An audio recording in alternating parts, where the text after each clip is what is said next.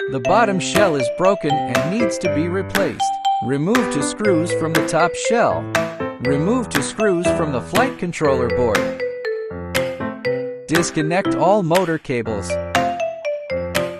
Remove the flight control board. Remove all motors.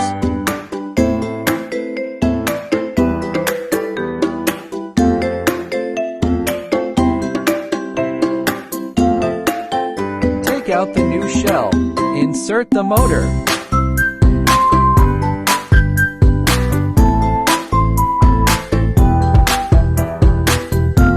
Determine the install based on the motor cable colors. Install the FC board. Fix with screws. Install the motor socket on the FC board. Organize the cable.